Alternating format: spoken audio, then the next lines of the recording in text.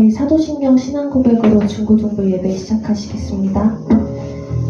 전능하사 천지를 만드신 하나님 아버지를 내가 믿사오며 그 외아들 우리 주 예수 그리스도를 믿사오니 이는 성령으로 잉태하사 동정녀 마리아에게 나시고 본디오 빌라도에게 고난을 받으사 십자가에 못 박혀 죽으시고 장사한 지 사흘 만에 죽은 자 가운데서 다시 살아나시며 하늘에 오르사 전능하신 하나님 우편에 앉아 계시다가 저리로서 산자와 죽은 자를 심판하러 오시리라.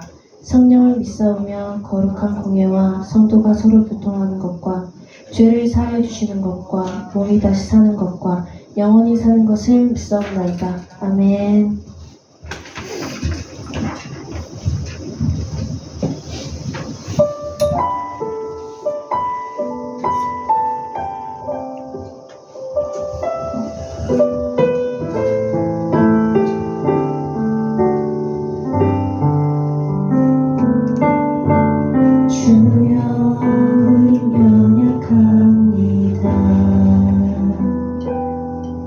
우린 오늘을 힘겨워합니다.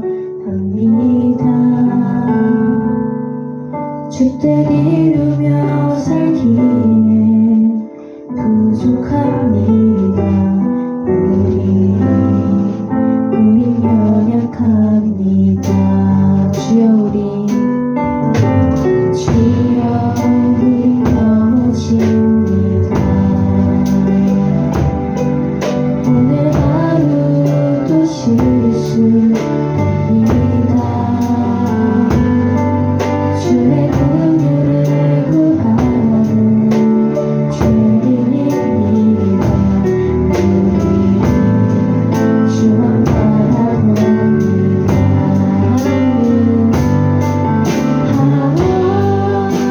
하나님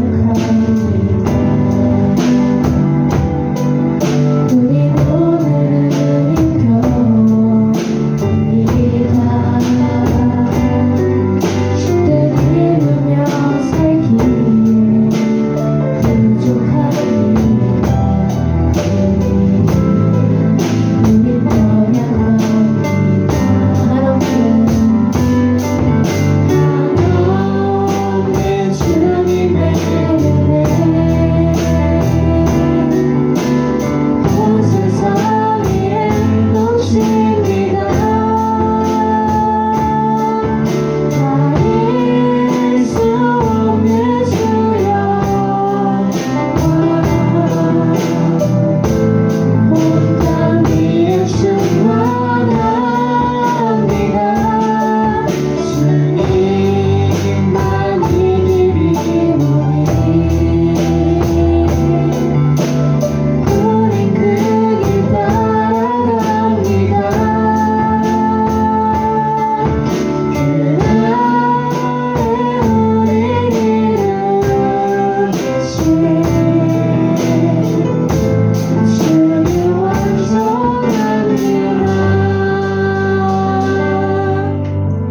저희 다 같이 일어나서 박수 치시면서 함께 찬양 드리시겠습니다.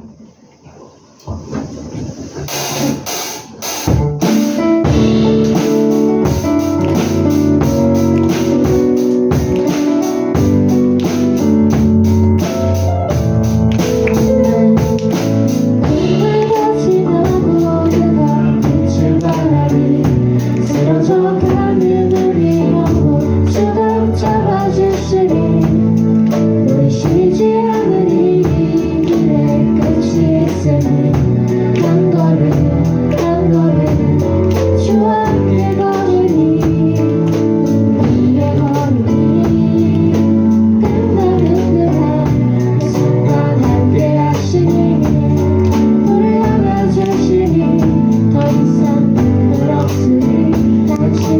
안에서 이제 영원히 주 품 안에서 우리 찬양하겠네. 네가 내리길 세상이 미련하다 해도 우리는 주가 보여주신 귀한 소망이 있으니 어둠의 조각조차 그곳에 내리지 못해 당신의 나라에 우리 영원히 거하네.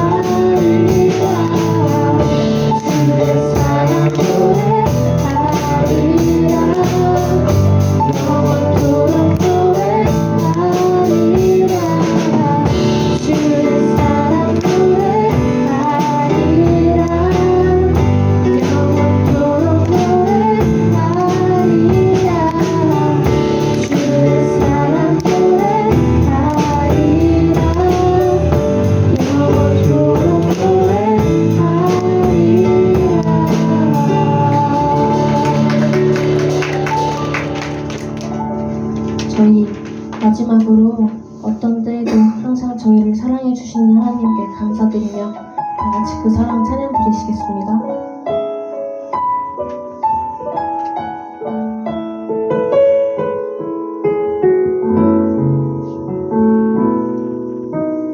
아버지 사랑 내가 노래해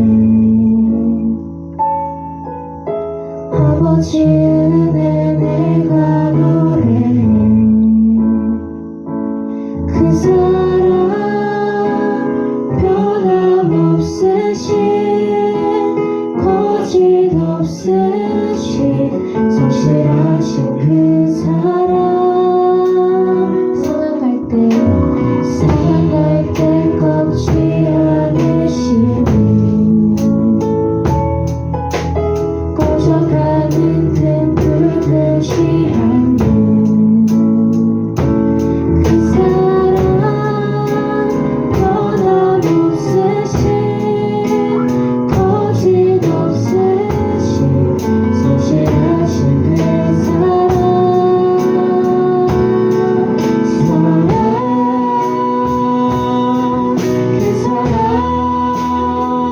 날 위해 죽으신 날 위해 다시 사신 예수 그리스도 다시 오실 그 사랑 죽음도 생명도 천사도 하늘의 어떤 권세도 끊을 수 없는 영원한 그 사랑 예수 아버지 사랑 아버지 사랑 내가 노래해 아버지 은혜 내가 노래해 그 사랑 변함없으신 거짓 없으신 성실하신 그 사랑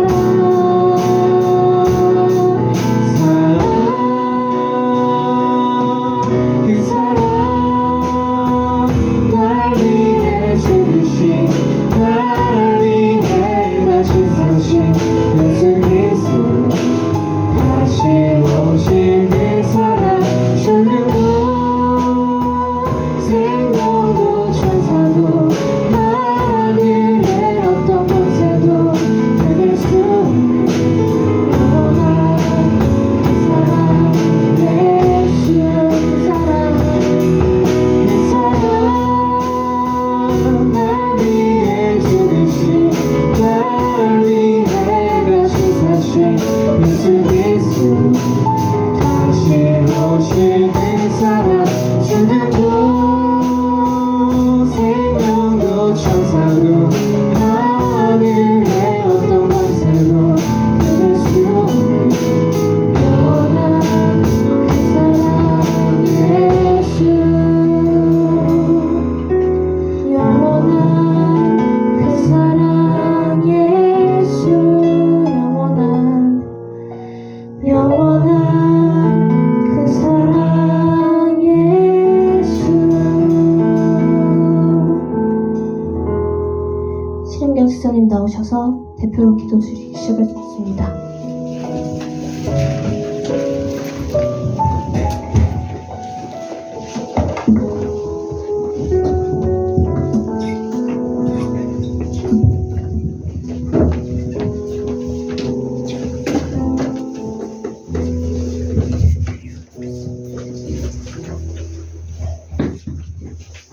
기도하시겠습니다. 할렐루야. 좋으신 하나님 감사합니다. 우리로 이렇게 나와서 하나님 아버지 앞에 예배하고 기도하게 하신 하나님의 그 크신 사랑에 감사드립니다. 우리가 한 주간 살아가는 동안에도 부족하고 연약한 모습들 주님 너무나 잘 알고 계십니다.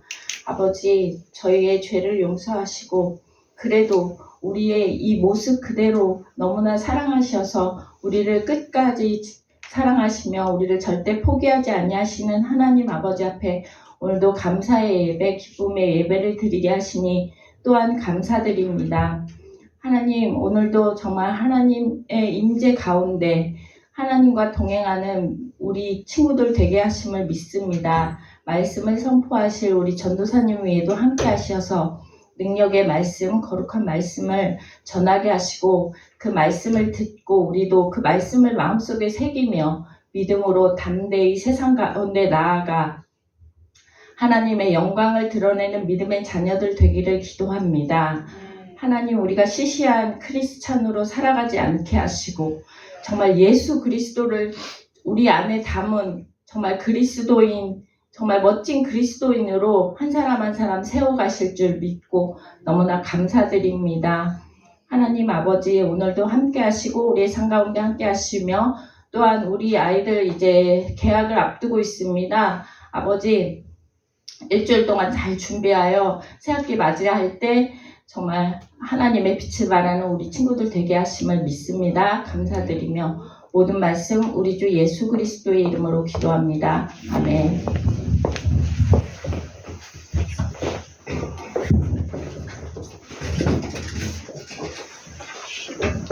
네, 오늘 함께 나눌 하나님 말씀 예레미야서 32장 17절에서 27절까지 말씀입니다. 네, 성경 갖고 계신 분은 한번 찾아봐 주시면 고맙겠고요. 예레미야서 32장 17절에서 27절까지 말씀입니다. 네, 성경 램 쪽에 있습니다.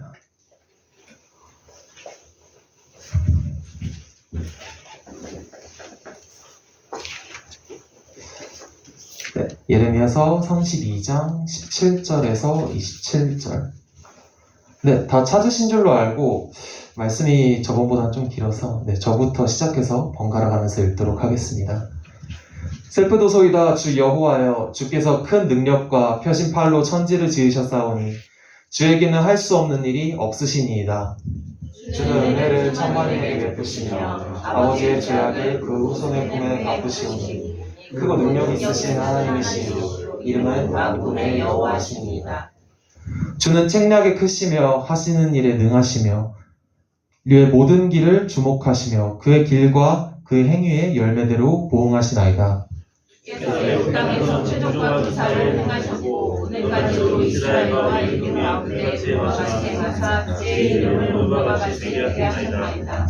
주께서 표적과 기사와 강한 손과 펴신 팔과 큰 두려움으로 주의 백성 이스라엘을 애굽 땅에서 인도하여 내시고 그에게 주시기로 조상들에게 맹세하시니라. 적과 보이는 땅을 그들에게 주셨으므로 그들이 들어가서 이를 차지하였거늘 주의 목소리를 순종하지 아니하며 주의 율법에서 행하지 아니하며 무릇 주께서 행하라 명령하신 일을 행하지 아니하였으므로 주께서 이 모든 재앙을 그들에게 내리셨나이다.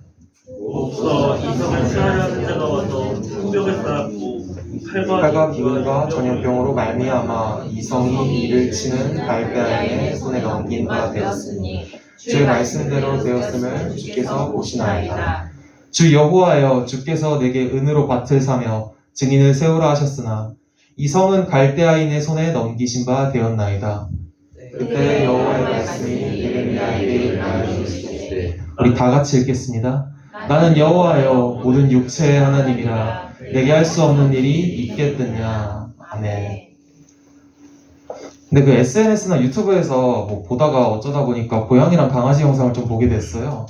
그러다 보니까 거의 대부분이 이제 거의 작은 동물들 막 굉장히 우스꽝스럽고 막 하찮다고 표현을 하잖아요. 그런 영상들이 좀 많이 뜨더라고요. 어제 본 것만 해도 이제 강아지가 나오려고 했는데 그 나오는 그 뭐랄까요, 문? 거기 틈 사이에 껴가지고 이도저도 못하고 있는 겁니다. 분명 자기 힘으로 나올 수 있다고 생각을 하는데 강아지 본인의 생각으로는 아무리 발버둥 쳐봐도 꿈쩍도 하지 않는 거죠. 그래서 주인이 강아지가 되게 작았어요. 그래서 한 손으로 그냥 강아지를 빼서 이렇게 들어 올려줬습니다. 아마 강아지 입장에서는 스스로 할 수 있을 거라고 생각했는데 그 주인 입장에서는 정말 아무것도 아닌 되게 하찮은 그런 움직임이었겠죠. 뭐 비슷한 맥락으로 이와 그 아까 반려동물 말씀드린 그 영상과 비슷한 맥락으로 이 아기를 한번 들어볼 수 있을 것 같습니다. 이것도 최근에 뭐 릴스에서 본 영상이긴 한데요. 한두 살 남짓한 아기가 이 나무로 된 상자 장난감을 가지고 놀고 있었습니다. 이게 사진을 갖고 왔어야 여러분들이 하실 텐데, 이게 나무로 된 상자 장난감인데 그 벽면이라고 해야 될까요? 옆면에 이제 구멍이 이렇게 뚫어져 있습니다. 그리고 그 구멍에 나무 블럭을 끼워가지고 이렇게 왔다 갔다 해가지고 그렇게 올리는, 딱 보시면 알만한 그런 장난감이에요. 이제 근데 그걸 아기가 이제 갖고 노는 그런 영상이었습니다. 이 손으로 이렇게 왔다 갔다 올리면 되는 굉장히 쉬운 그런 거잖아요. 근데 아기가 아무리 낑낑 하면서 막 해도 이거 올렸다가 가질 못하더라고요. 그 손에, 거의 손에 한 팔에 한 반절 정도가 나무 블럭의 크기였는데 되게 작았던 걸로 기억해요. 근데 아기가 한두 살 남짓이니까 말을 못 하잖아요. 그러니까 막 그거를 못 올리니까 자기 스스로도 분이 나가지고 막 화는 내는데 주먹을 쥐고 막 파르르 떨고 얼굴이 빨개지는데 정작 말을 못 하니까 막 하면서 막 낑낑대는 겁니다. 그러면서 결국에는 다 올리지도 못하고 마지막에 포기를 하더라고요. 그 영상 제목이 조금 웃겼는데 할 수 있는 욕이 없는 아기라고 제목을 붙여놨더라고요. 아마 유튜브에 치면은 그 영상 그대로 나오긴 할 겁니다. 뭐 근데 굳이 영상으로 찾아보지 않아도 우리 교회도 이런 아기들이 많죠. 여기서도 그 영유치부 섬김을 하셨거나 또 섬기고 있는 귀한 분들이 있는 걸로 알고 있는데, 근데 원래 영유치부 도우미였던 분들도 있고 아니면 교회 처음 나왔는데 그 유목사님의 손에 이끌려서 3층으로 올라가서 유치부를 돕다가 어쩌다 보니까 영유치부 도우미가 된 그런 루트를 타신 분들도 있습니다. 우리 교회 아기들만 봐도 그렇죠. 아기들 입장에서는, 우리들 입장에서는 그냥 되게 쉬운 문제인데 아기들 입장에서 인생의 난제인 그런 문제들이 되게 많습니다. 우리가 교회에 와서 쉽게 해야 하는 그런 것들 있잖아요. 올라와서 엘리베이터를 누르고, 그리고 계단을 걸어오고, 또 종이컵을 집어서 물을 마시고, 뭐 화장실을 가고, 뭐 예배실 불을 켜는 그런 되게 사소한 것들, 손가락 까딱만 하면 되는 그런 일들 전부가 이 아기들 입장에서는 절대 할 수 없거나 한다고 해도 굉장히 어렵게 하는 그런 행동일 겁니다. 이 성경에서도 우리 사람의 처지를 이 앞서 말씀드린 반려동물 그리고 아기와 같다고 그렇게 설명하고 있는데요. 말씀드린 이 예시들 한번 생각해 보면서 오늘 한번 본문 말씀으로 들어가 보도록 하겠습니다. 오늘 말씀의 배경입니다. 정말 오랜만에 신약이 아니라 단독으로 구약 말씀을 좀 다루는 것 같아요.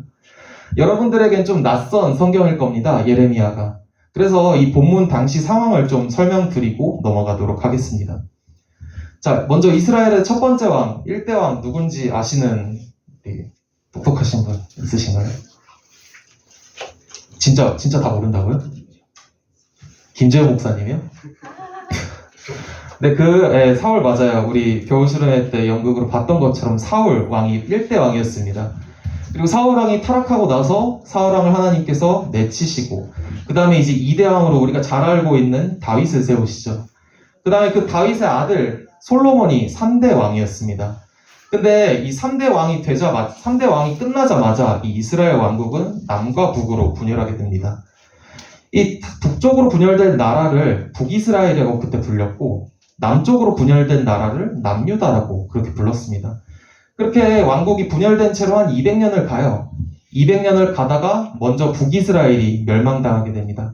주변에 아수르라는 나라, 역사책에 보면 아시리아라고 나오는데 그 나라한테 이제 멸망을 당합니다. 그러고 나서 남유다는 그대로 한 100년을 더 가요. 한 100년 정도로 더 가다가 이제 우리가 좀 들어봤을 법한 그 바벨론이라는 나라에게 멸망을 당하게 됩니다. 그리고 이 바벨론에게 멸망당한 남유다, 이 남유다가 멸망하기 직전에 남유다에서 이제 활동을 했던 하나님의 말씀을 전했던 선지자가 오늘 본문 말씀에 나오는 예레미야입니다.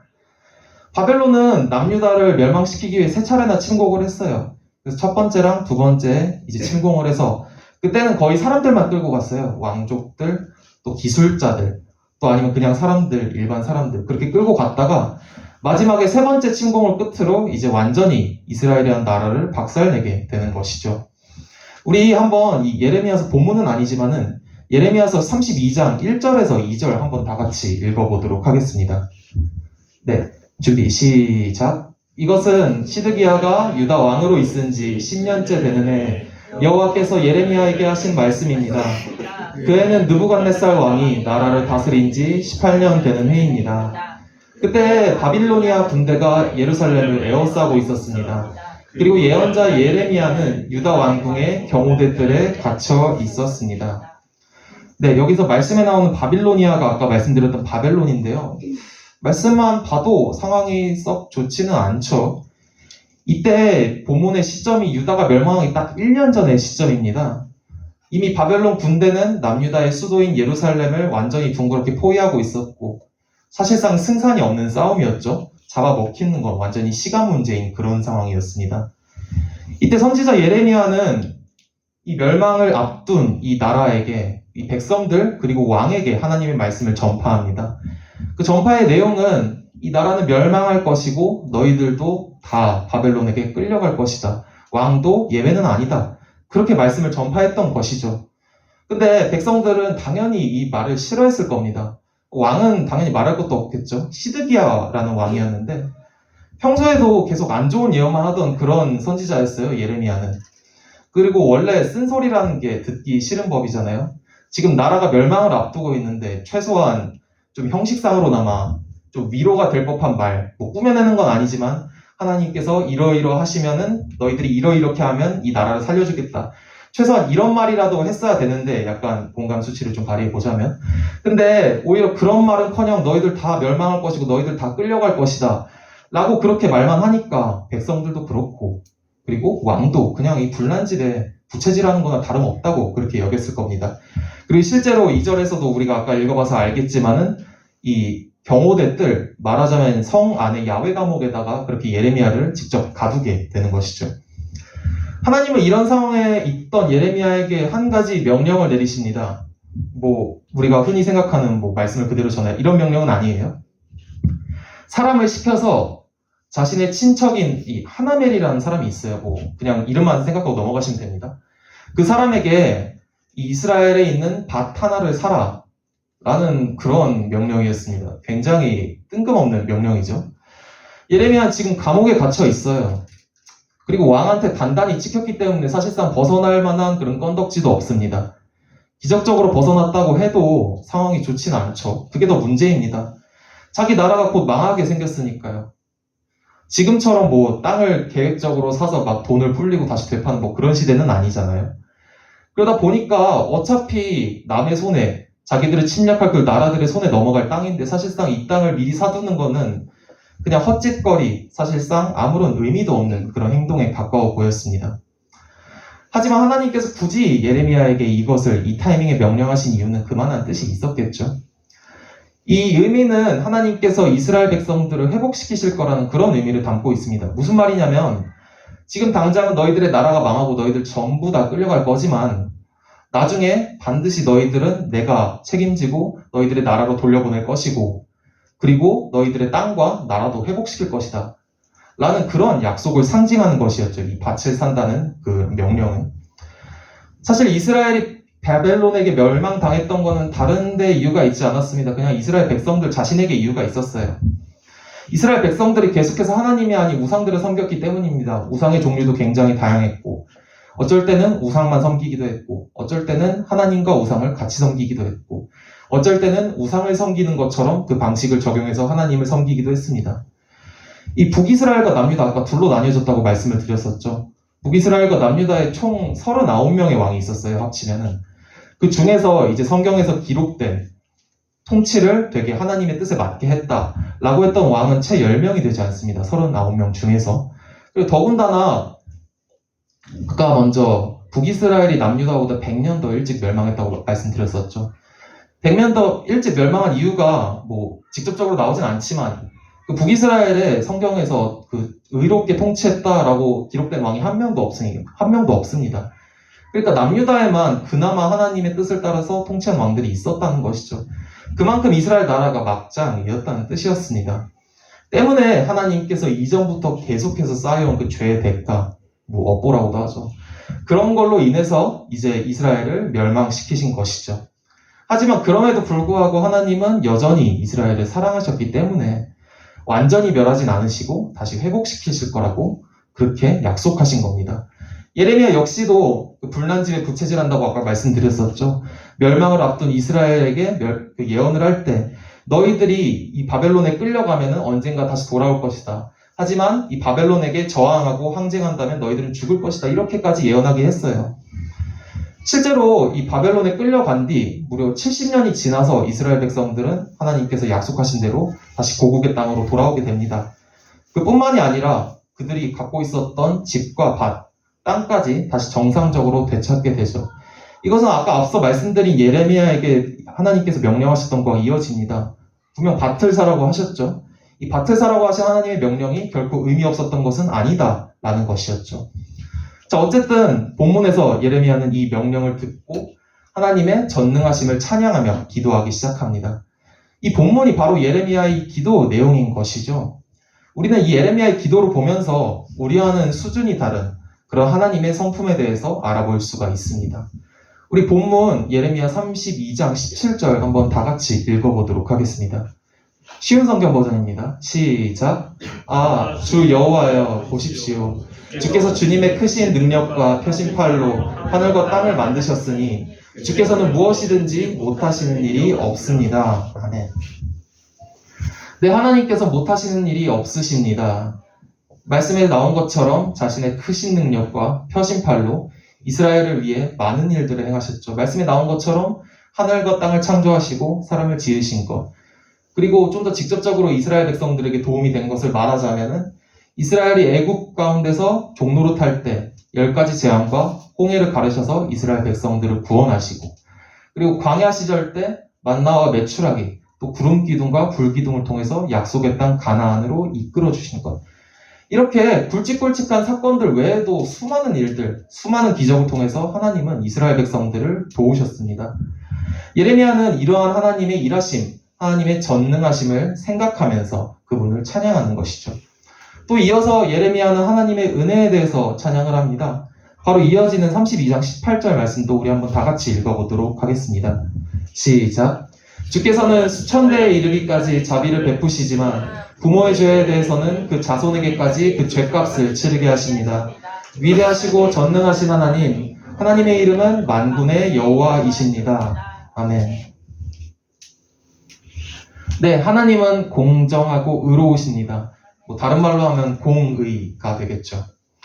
하나님은 우리가 하는 모든 것을 언제나 지켜보고 계십니다. 여러분들이 이렇게 둥그렇게 앉은 이 예배실의 모습, 여러분들의 모습 하나하나도 지금 다 지켜보고 계실 겁니다. 우리가 무엇을 말하고, 지금 이 설교를 들으면서 무엇을 생각하고, 또 이따 예배를 끝나고 무엇을 할지, 그런 것들, 세세한 것들 다 하나님께서 전부 알고 계신다는 것이죠. 그리고 우리가 삶 가운데 있어서 행한 그대로 갚아주십니다. 하나님은 하나님의 뜻대로 의로운 일을 한 사람들, 의인들에게는 상을 주시고, 그리고 반대로 하나님의 뜻을 거스르는 자신들의 마음대로 사는 그런 죄인들에게는 반대로 벌을 주십니다. 물론 바로 주실 때도 있고 바로 안 주실 때도 있어요. 하지만 지금 당장은 아닐지라도 하나님께서는 반드시 기억하시고 그걸 갚으십니다. 이것이 바로 아까 말씀드린 하나님의 공정하심과 의로우심, 바로 공의인 것이죠. 이어서 예레미야는 이 모든 것들을 가지신 여호와 하나님을 찬양합니다. 함으로써 이 기도를 마치는데요. 마지막으로 예레미야서 32장 27절 다 같이 한번 읽어보도록 하겠습니다. 시작. 보아라, 나는 여호와이며 모든 사람의 하나님이다. 나에게는 할 수 없는 일이 없다. 아멘. 성경에서는 제가 하나를 까먹었네요. 18절 아까 다시 한번 띄워주시겠어요? 네. 18절, 아까 18절에 대한 내용을 설명 안 하고 넘어갔네요. 18절에 나오는 저 자비란 단어, 성경에서 성경 원어가 당연히 한국어는 아니겠죠. 맨 처음 쓰여졌을 때. 이스라엘 나라 말인 히브리어라는 말이 있습니다. 거기서 헤세드라는 단어예요. 들어보신 분도 있고 안 들어보신 분도 있겠지만은, 이 단어는 성경에서 흔히 은혜로 많이 등장을 합니다. 이 헤세드의 그 원어의 뜻은 하나님의 변함이 없고 신실하신 사랑을 나타내는 말입니다. 변함이 없고 신실하신 사랑. 하나님께서 그 은혜를 넘치도록 주시는 분이십니다. 말씀에도 나와 있죠. 수천 배에 이르기까지. 그러니까 수많은 사람들을 대상으로 그 은혜를 주신다는 말입니다. 하나님의 은혜는 절대로 부족하거나 모자라지도 않습니다. 무한하게 우리에게 은혜를 베풀어 주신다는 그런 말이죠. 네, 아까 부족했던 부분 설명을 드렸고요. 이제 그 27절 한번 띄워주시겠어요? 네, 아까 읽었던 말씀입니다. 성경에서 보통 하나님을 여호와 하나님이라고 그렇게 많이 부르죠. 우리가 교회에서도 그 어떤 장로님들이나 집사님들의 기도문을 보면 여호와 하나님이라고 그렇게 부르고, 우리가 부르는 찬양의 가사도 여호와 주님, 여호와 하나님이라고 그렇게 많이 부르잖아요. 이 여호와라는 단어는 또 원어로 설명해야 될 것 같은데, 생각해서 말하자면 스스로 존재하는 분이라는 뜻입니다. 스스로 존재하는 분. 하나님께서는 말 그대로 그 누구에게도 창조되지 않으셨습니다. 우리들의 머리, 우리들의 지식으로는 이해할 수 없지만 그분은 시작과 끝이 없으십니다. 언제나 한결같이 계셨다는 뜻이죠. 그래서 하나님은 영원하시기에 그 누구의 도움도 필요 없으신 그런 분이십니다. 우리가 처음에 말했던 거 기억나시나요? 반려동물 얘기했고 아기 얘기했었죠. 반려동물은 사람의 도움이 필요합니다. 아기들도 부모님의 도움이 필요하겠죠. 물론 여러분들도 부모님과 어른의 도움이 필요합니다. 어른인 저도 사람들의 도움이 필요하고요. 하지만 오로지 단 한 분, 하나님만은 아무런 도움도 필요 없으신 그런 분이십니다. 여러분, 우리가 이렇게 설명드린 것처럼 하나님은 우리와 수준이 다르신 분, 말하자면은 차원이 다르신 분이라고 설명하는 게 좋을 것 같습니다. 마치 아기와 어른을 비교할 수 없는 것처럼 이 반려동물과 주인을 비교할 필요가 없는 것처럼 말이죠. 여기서 차원이라는 것은 막 시간과 공간 이런 의미가 아닙니다. 조금 설명을 드리자면 시간과 공간 자체가 이미 하나님께서 만드신 그 세계 안에 있는 개념이잖아요. 때문에 하나님에게는 적용될 수가 없습니다. 이것은 즉 하나님은 우리와 근원, 존재 자체가 다른다는 것을 의미하기도 합니다. 이러한 하나님의 성품에 대해서 많이 쓰는 단어로 비공유적 속성이라고 해요. 좀 단어만 들어도 딱딱할 것 같은데 쉽게 말하자면 이런 겁니다. 하나님께서 우리를 하나님의 형상으로 지으셨다고 창세기에 분명히 나와 있죠. 때문에 우리 사람들은 이 겉으로도 겉모습이나 그 속모습이나 다 하나님을 닮은 부분들이 있고 하나님과 공유하는 부분들이 있습니다. 우리가 인격이 있는 것처럼 하나님도 인격을 갖고 계시고, 우리가 지혜를 갖고 있는 것처럼 하나님도 지혜를 갖고 계시고, 우리에게도 도덕성이 있는 것처럼 하나님에게도 도덕성이 있죠. 우리가 눈, 코, 입, 귀, 손이 있는 것처럼 하나님도 분명히 눈, 코, 입, 귀, 손이 있습니다.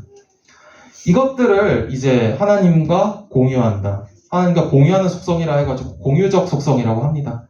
그럼 비공유적 속성은 딱 봐도 반대말이겠죠. 말 그대로 이 사람과 공유하지 않는, 사람과는 완전히 차별되는 오로지 하나님만이 가진 그런 속성을 말합니다. 쉽게 말하면 하나님만이 가진 하나님과 사람의 차이점이라는 것이죠. 우리가 조금 있다가 본과 때 배우겠지만 이런 비공유적 속성 역시 다양합니다. 사람은 끝이 있지만 하나님은 끝이 없이 영원하신 것. 또 사람은 변하지만 하나님은 변하지 않으시는 것.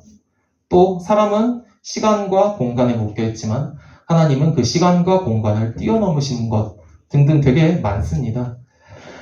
오늘 이렇게 예레미야는 이런 창조주 하나님의 속성들에 대해서 찬양을 했습니다. 이 예레미야의 찬양처럼 하나님은 자신의 공의에 따라서 각 사람들의 행동에 대해서 보응, 즉 갚아주시는 분이십니다. 또 하나님은 여호와, 아까 말씀드렸죠? 스스로 존재하시는 분이십니다. 그분은 무한하신 능력을 가진 전능하신 분이시며 동시에 한없는 은혜를 내려주시는 굉장히 자비로우신 분이십니다. 우리는 이러한 하나님을 깊이 생각하고 또 가까이하고 이런 하나님의 모습을 신뢰하며 살아가야 하겠죠. 이 하나님만이 가지는 이런 비공유적 속성, 우리와는 완전히 수준이 다른 그런 것들에 대해서 알아가면 알아갈수록 우리는 하나님이 어떤 분이신지 깨닫게 됩니다. 그리고 하나님이 어떤 분이신지 깨달으면 깨달을수록 우리의 믿음과 신앙은 하나님께서 원하시는 대로 한 발자국 더 나아가게 되겠죠. 이런 하나님을 의지하지 않고 하나님과 동떨어져 사는 것은 어리석은 일입니다. 또 반대로 하나님의 능력을 100% 신뢰하지 못하고 불안해하는 것 역시도 어리석은 일이죠. 이것은 비유로 들자면 마치 처음 비행기에 탄 아이라고 볼 수 있을 것 같습니다.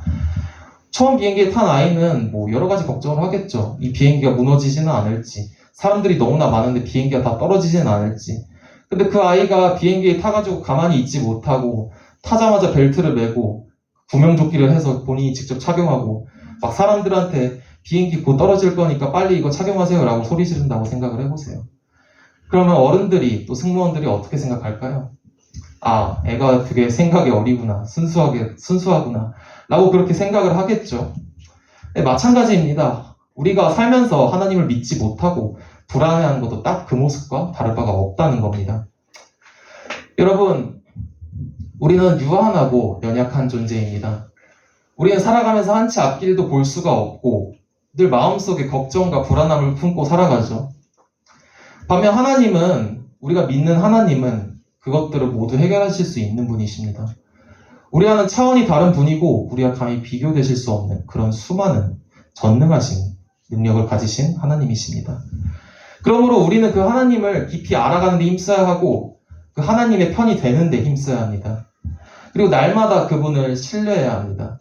우리가 하나님을 신뢰하면 신뢰할수록 하나님은 우리의 걱정을 아시고 우리의 필요를 채워주실 것이고 우리의 불안과 상처, 연약함을 지어주실 줄로 믿습니다. 네, 말씀을 맺겠습니다. 오늘 우리가 계속해서 배웠던 것, 하나님께서 수준이 다르신 분, 차원이 다르신 분이라고 배웠었죠. 그리고 하나님만이 갖는 속성에 대해서도 배웠습니다. 우리가 이렇게 하나님께서 어떤 분이신지를 알았으니 우리는 어떻게 반응해야 할까요? 물어보진 않겠지만 아까 말씀드렸죠. 하나님을 신뢰해야 합니다. 하나님을 신뢰하는 방법에는 여러 가지가 있겠죠. 우리가 말로써 신뢰할 수 있을 것이고 평소에 사람들에게 하는 행동으로서 신뢰할 수 있을 것이고 또 우리가 직접적으로 예배를 나오거나 또는 찬양을 드림으로써 하나님을 신뢰하는 것을 드러낼 수 있겠죠. 그 많은 방법들이 있지만 좀 더 강력한 방법, 그러니까 특별히 좋은 방법으로는 기도를 꼽을 수 있을 것 같습니다. 기도는 하나님을 향한 우리의 신뢰를 강하게 드러낼 수 있습니다. 이 하나님과의 단둘이 이루어지는 그런 대화를 통해 나의 불안함과 걱정, 이 연약한 부분들 또는 나의 모자란 부분들을 하나님께 솔직하게 고백하고 100% 이걸 맡기는 그런 것이죠. 이 어느 장소에서나 얼마나 하든지 좋습니다.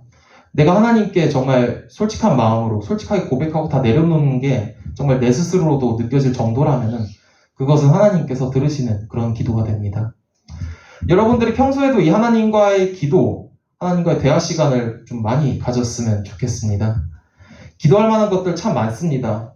이 자신의 개인적인 고민과 진로를 위해서 기도할 수 있을 것이고 공부 문제, 또 사람과의 관계 문제, 또는 하나님과의 관계 문제를 놓고서도 기도할 수 있을 겁니다. 또 주변 사람들을 위해서도 기도할 수 있겠죠. 여러분 주변에 힘들어하고 있는 사람이 있다면 말로서 돕는 게 아니라 행동으로서 도울 수도 있지만 기도로서 돕는 게 가장 강력한 방법입니다. 또 힘들어하는 가족과 친척이 있다면은 먼 곳에 있는 그 가족을 기도로서 또 강력하게 도울 수 있겠죠. 하나님께서 우리의 기도를 전부 다 들으시기 때문입니다. 하나님은 우리와 차원이 다른 전능하신 하나님이십니다. 우리의 모든 상황을 다 아시고 성경에서도 나와있죠. 우리보다도 우리를 더 잘 아시는 그런 주님이시죠. 그분은 지금도 우리를 지켜보고 계십니다. 우리가 그 하나님께 기도한다면, 진심으로 하나님께 나아간다면 하나님께서 우리의 그 기도를 들어주실 줄로 믿습니다. 한 주간 우리의 모든 문제를 하나님께 맡기게 되길 소망합니다. 그리고 하나님의 도우심을 기대하며 날마다 살아가는 우리가 되길 간절히 바랍니다. 우리를 가장 잘 아시는 그 전능하신 하나님께 가장 솔직해지고 나의 모든 것을 맡기고 날마다 기도로 나아가는, 그렇게 하나님을 신뢰하며 살아가는 우리 진광교회 중고등부가 되기를 간절히 소망합니다. 기도드리겠습니다. 하나님 아버지 감사합니다. 오늘 하나님 아버지께서 얼마나 위대하시고 전능하신 분이시라는 것을 오늘 예레미야서 말씀을 통하여서 배웠습니다. 하나님 아버지, 우리가 살아가면서 정말 하나님께 예민해질 수 있도록 도와주시옵소서. 살아가는 모든 광경을 통하여서 하나님께서 일하시는 것들을 보고 하나님의 놀라우심을 체감하며 그 하나님의 위대하심을 우리가 정말 실감할 수 있도록 하나님 아버지 이끌어 주시옵소서. 정말 우리가 믿는 그 하나님이 전능하시고 능치 못하신 일이 없으신 그런 하나님이라는 사실을 정말 삶 가운데 느끼며 살아갈 수 있도록 도와주시옵소서. 또 느끼는 것뿐만이 아니라 정말 하나님과의 대화를 통해 그 전능하신 하나님을 신뢰하며 살아갈 수 있도록 이끌어 주시옵소서. 감사드리며 예수님의 이름으로 기도드립니다. 아멘. 주는 완전합니다. 다 같이 찬양 드리시겠습니다.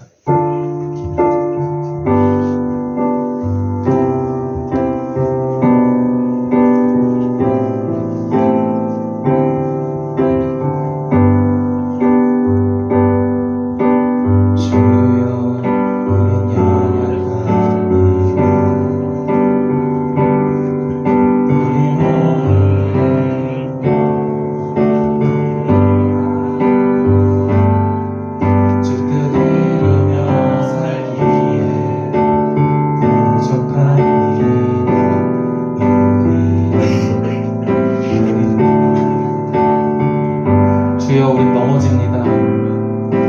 주여 우린 넘어집니다. 오늘 하루 또 실수합니다. 주의 긍휼을 구하는 죄인입니다. 우리 주만 바라보니 한없는 주님의 은혜, 한없는 주님의 은혜, 온 세상 위에 넘칩니다. 가릴 수 없는 주여,